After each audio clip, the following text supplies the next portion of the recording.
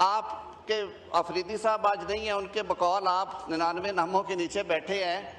अप्रैल 2022 में तो आर्टिकल 95 में जो लिखा है उसके तहत एक रेजोल्यूशन आई थी और हम लोगों ने विजिटर गैलरी में बैठ के देखा कि जो उस रेजोल्यूशन ऑफ नो कॉन्फिडेंस के साथ किया गया, जिस तरह से 1.5 मिनट में अचकज़ई साहब जब 1.1 मैं कहूँगा 1.5 मिनट के अंदर वो रेजोल्यूशन भी डिसमिस की गई, रिजेक्ट की गई और फिर असेंबली तोड़ दी गई। 25 करोड़ लोगों के नुमाइंदा मुंतखब ऐवान को 1.5 मिनट में घर भेज दिया गया, इसलिए कि आपको वो नो कॉन्फिडेंस मोशन से जान छुड़ाना थी। और फिर सुप्रीम कोर्ट ने, जो कि 26वीं तरमीम से पहले वाली सुप्रीम कोर्ट थी, उसने आपके मुंह पे दे मारा असेंबली को बहाल करके कि नहीं आइन ही बालातर है। सर ये ना कहे कि आपका कुत्ता टॉमी है और हमारा कुत्ता कुत्ता है, ये ना कहे।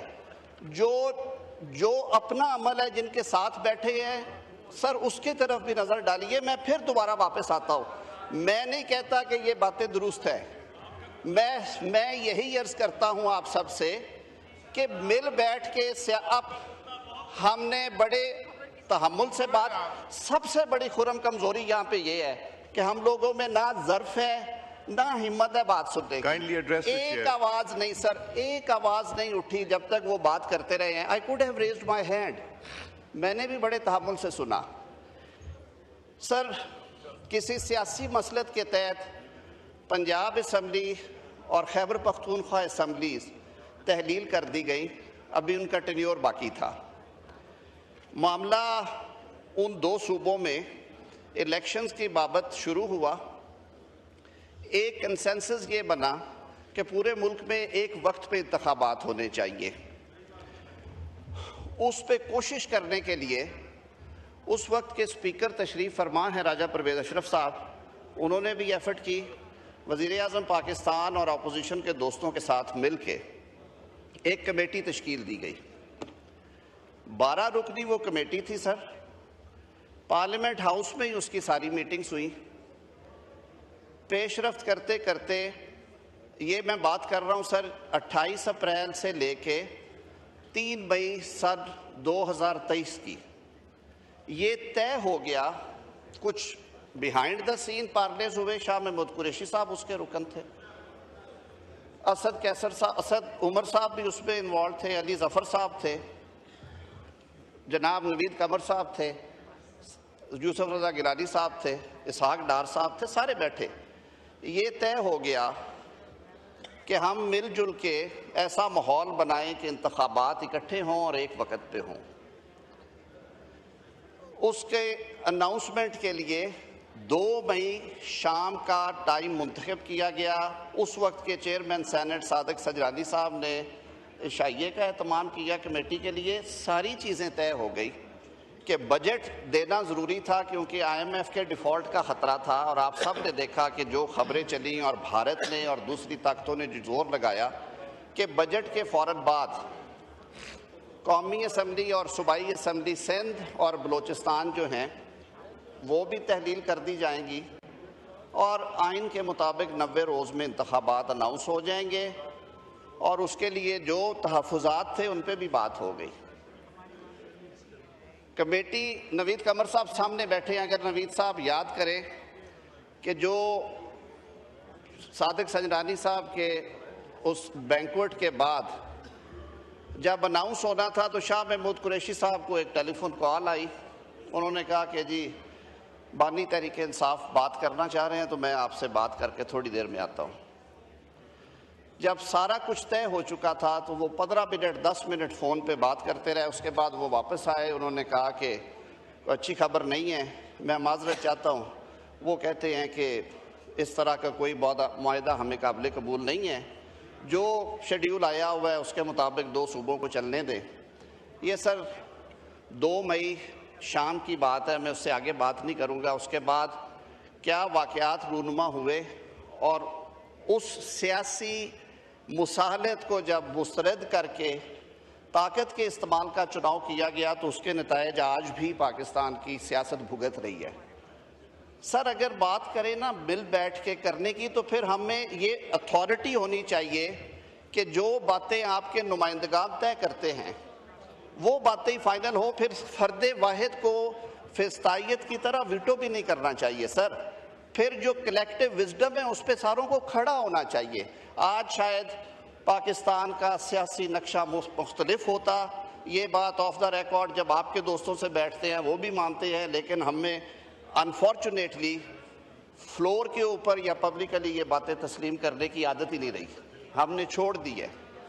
अचकज़ई साहब, मैंने कल भी दोहराया था, मैं आज फिर ये बात करता हूँ, मेरे सीनियर्स भी बैठे हैं, राना सनाउल्लाह साहब ये बात रोज़ करते हैं टेलीविज़न पे बैठ के, क्योंकि वो इस चक्की से गुजरे हुए हैं।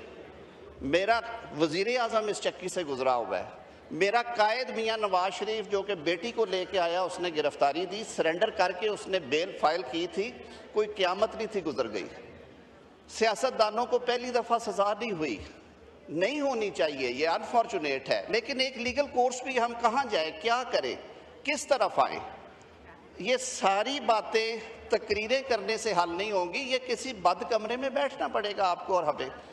26वीं तरमीम की आपने बात की है, 26वीं तरमीम 1 महीना हम लेके बैठे रहे कमेटी में, खुर्शीद शाह साहब उसके कन्वीनर थे, अपोजिशन के दोस्त भी आमिर डोगर बैठे हुए हैं, बैरिस्टर गौहर भी बैठते थे, शिबली फराज साहब भी बैठते थे उसमें। हमने उन्हें सामने रख के कहा कि बताएं इसमें गलत क्या, कहते नहीं चीज़ें ठीक है, टाइमिंग ठीक नहीं है। हमने कहा टाइमिंग भी ठीक कर लेते हैं, बताएं और कौन सी चीज़ निकालनी है इसमें से। अब 26वीं तरमीम जिस शक्ल में हुई है उसमें क्या गुनाह किया इस पार्लियामान ने कि अगर उसने ये 2/3 अक्सरियत से मंजूर की है, क्या आइन के अंदर नहीं लिखा होगा कि 2/3 अक्सरियत से आप कर सकते हैं? मेरी बात सुन ले, मेरी बात सुन ले। हुआ क्या है कि जो पार्लियामान को हुआ क्या है 26वीं तरमीम में कि जजेस अपॉइंटमेंट जो कि एक जजेस क्लब बन गया हुआ था उसको और मजबूत किया है, पार्लियामान की नुमाइंदगी दी गई है, 2 मेंबर अपोजिशन के डाले गए हैं, 2 मेंबर ही गवर्नमेंट के डाले गए हैं, 2 ही अरकान आपके बैठते हैं, 2 इधर से बैठते हैं। अक़लियतों को और सिविल सोसाइटी को एक नुमाइंदगी दी गई है, आप कहते हैं तो उन्हें कोई हक नहीं, हम भी कह देते हैं कि उन्हें कोई हक नहीं है कि वो फैसला साजी में बैठे। बार काउंसिल्स को नुमाइंदगी दी गई है, वो पहले भी थी। हुआ सिर्फ ये है कि जो पार्लियामान की बेतौकीरी अदालती फैसलों के जरिए की गई थी उसको दुरुस्त करके parliament as a mother of institution उसका जो रोल होना चाहिए वो दिया गया। सारी दुनिया में ये किया जाता है, सारी दुनिया में जजेस की अपॉइंटमेंट इस तरह से होती है। वो एक बड़ा कंसोर्शियम है, 13 लोग उसमें बैठते हैं, 7 लोगों की मेजॉरिटी बनती है तो उसका फैसला होता है, वरना नहीं होता। और उसमें अपोजिशन और गवर्नमेंट की तादाद बराबर है। आगे चलते हैं। कहा गया कि जी वकला इसको कबूल नहीं करते और वकला तहरीक चल जाएगी। मैं तो खुद यहीं पे हूँ, आपने बड़ी सख्त बात कर दी। मैं अपने आप को कटहरे में लेके गया था, पेश करने से पहले भी और पेश करने के बाद भी। असद कैसर साहब ने कहा था, मेरे भाई हैं, कि आप इसके बाद किसी बार का रुख करके देखिएगा। मुझे तो बार्स में जाता भी हूँ, बैठता भी हूँ, उनसे चाय कॉफ़ी भी पीता हूँ। बार्स को मजबूत किया गया है, उनकी नुमाइंदगी जो है वो आईनी तौर पे तस्लीम की गई है। कलेक्टिव विजडम के साथ बैठ के आप फैसले करते हैं। आज जो बैकलॉग था पिछले साल की निस्बत सर वो नीचे आया है। मैं पहले भी ये बात कहता हूँ कि हम ये सारी चीज़ें अगर बैठ के तय करें, सर 10-10 साल मुकदमात के फैसले नहीं होते। फौजदारी सजाए मौत का कैदी 11-12 साल डेथ सेल में रहता है सर, उसके लिए हमें कुछ नहीं करना चाहिए। सिविल मुकदमात 30-30 साल जो हैं वो डिसाइड नहीं होते, उसके लिए हमें कुछ नहीं करना चाहिए। हमने क्या कहा है कि जो सियासी थिकेट है, जो पॉलिटिकल केसेस हैं, जिनके सियासी एंगल्स हैं, जो आइन से जुड़े हुए सवालात हैं, जो यूँ कह लीजिए कि इस लेवल के केसेस हैं जो गरीब आदमी का केस नहीं है, वो कॉन्स्टिट्यूशनल डिवीजन जो उसकी है वो सुन ले। बाकी केसेस जो सिविल और फौजदारी हैं वो रूटीन के मुताबिक चलते रहे। और हुआ क्या, आईनी बेंच बना, उसके तमाम जजेस सुबह 9 से 11 बजे तक अपना रेगुलर काम करते हैं।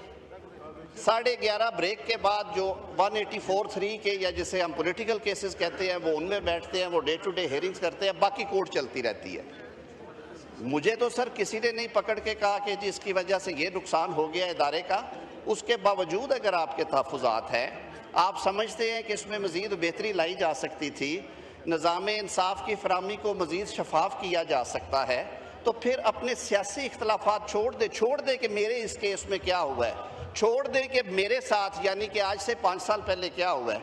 आए बैठते हैं, मिल बैठ के, बल्कि मैं आप सब की मौजूदगी में 108 तरामीम हैं ज़ाब्ता फौजदारी में। क्रिमिनल जस्टिस सिस्टम तकरीबन कोलैप्स कर गया। खोसा साहब बैठे हुए हैं, ये हम गुजारा ही कर रहे हैं, अदालतों में जो क्रिमिनल जस्टिस सिस्टम के बेसिक स्ट्रक्चर है वही बैठ गया है।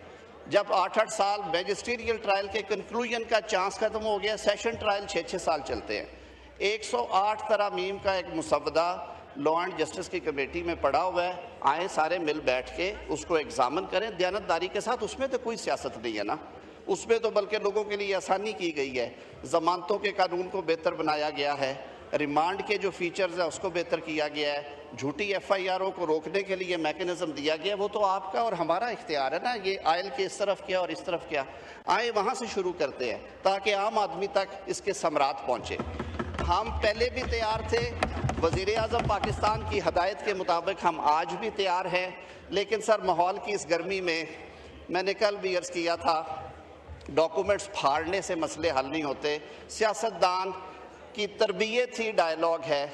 आए इस डायलॉग के लिए बैठे, सर जोड़ के बैठे, कोई ना कोई रास्ता निकल आएगा। जहाँ पे नीयत अच्छी हो वहाँ पे रास्ते निकल आते हैं। बहुत शुक्रिया।